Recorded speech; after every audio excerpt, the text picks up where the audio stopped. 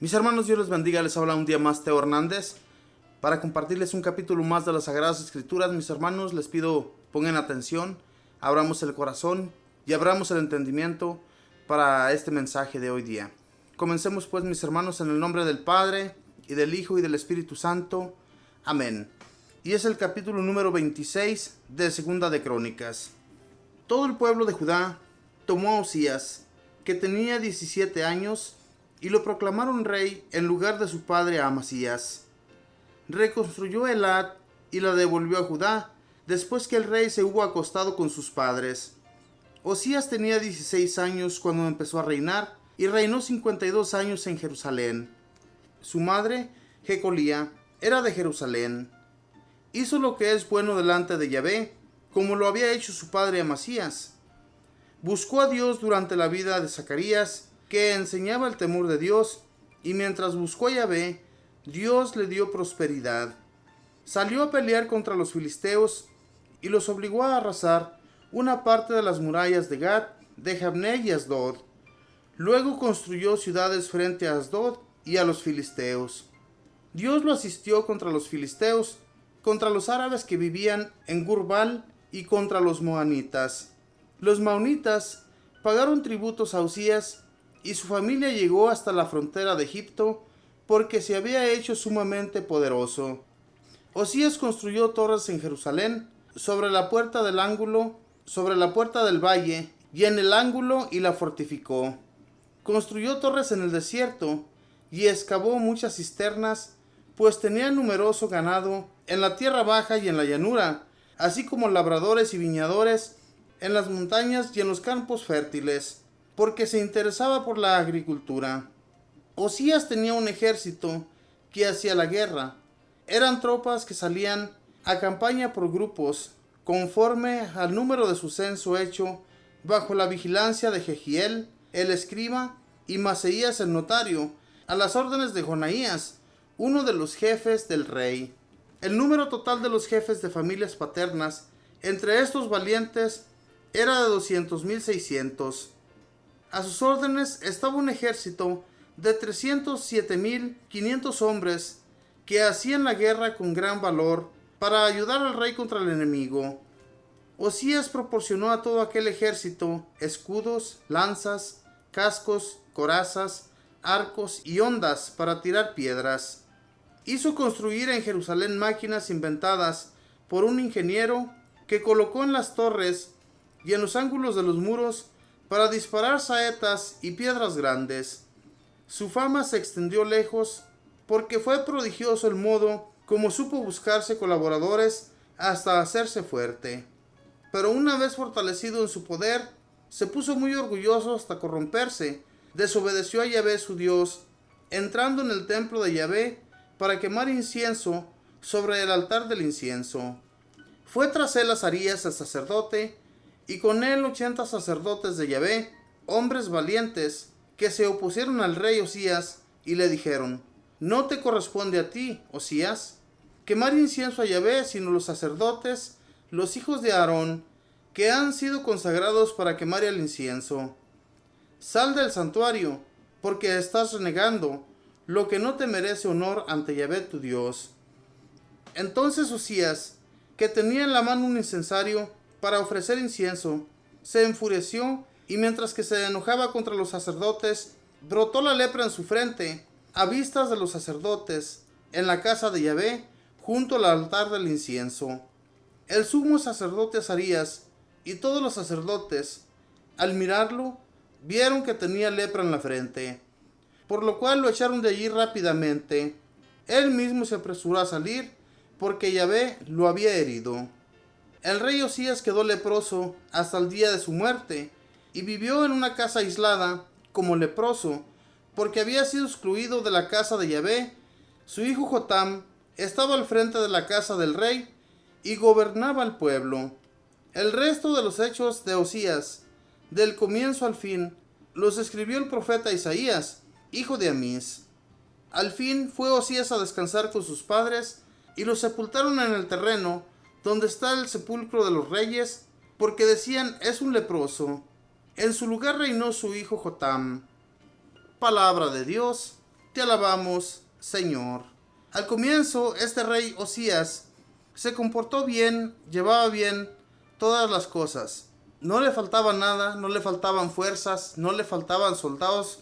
Como lo pudimos leer aquí, mis hermanos, tenía muchísimos soldados y además se construyó máquinas muy necesarias para que no le tumbaran las torres de la ciudad. En aquel tiempo, mis hermanos, las ciudades estaban fortificadas. Les ponían torres muy altas para que no cualquier ejército llegara a invadirlos. Aún así, había muchos ejércitos muy fuertes que llegaban e invadían a los pueblos. Casi todas las ciudades estaban fortificadas. Era muy rara la ciudad que no estuviera fortificada. Y en este caso, mis hermanos, este rey nos cuenta en este capítulo que se hizo muy famoso por todo lo que llegó a construir y por todo lo que llegó a hacer.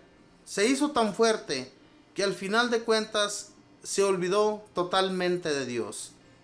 Ojalá y nosotros, hermanos, si un día tuviéramos bienes o si un día Dios nos concediera muchos favores al tener muchas propiedades, no nos alcemos en contra de Dios, sino que sigamos amándole y alabándole a Dios de la misma manera que lo hemos estado haciendo hasta el día de hoy. No solamente porque nos encontramos en mala situación vamos a andar buscando a Dios para pedirle sus favores, sino todos los días de nuestra vida darle gracias a nuestro Dios por todo lo que hace en nuestro favor. Concede tantos favores nuestro Padre Dios a todas las personas que se acercan a Él. Las personas nunca son abandonadas por Dios. Dios, que es tan bueno y misericordioso, mis hermanos, Él siempre está viendo qué es lo que tú necesitas. Él ya conoce lo que tú ocupas. Nosotros no es necesario que le andemos a dice y dice lo que nosotros necesitamos, porque Dios provee todo. Yo me doy cuenta, a veces cuando tenemos un enfermo, se nos afigura que no vamos a tener el suficiente para darles a nuestros familiares enfermos las medicinas que ellos necesitan. Pero nuestro Dios, mis hermanos, siempre provee de todo. Hay veces que yo me extraño que de no tener nada, de repente tengo de todo. Y es porque Dios, mis hermanos, provee. Pero hay que seguir pidiéndole y dándole gracias también, porque Él conoce ya todo lo que nosotros necesitamos. Y entonces, si Él conoce, ¿por qué no pedirle de sus favores? Y recordemos que este rey, siendo tan famoso, siendo tan rico, por el simple hecho de desobedecer a Dios, Él lo deja leproso. Pone esa lepra en su frente, los sacerdotes se dan cuenta de que está leproso y lo sacan del templo. Y no solo del templo, mis hermanos. En aquel tiempo un leproso tenía que salir lo más lejano que se pudiera en la ciudad.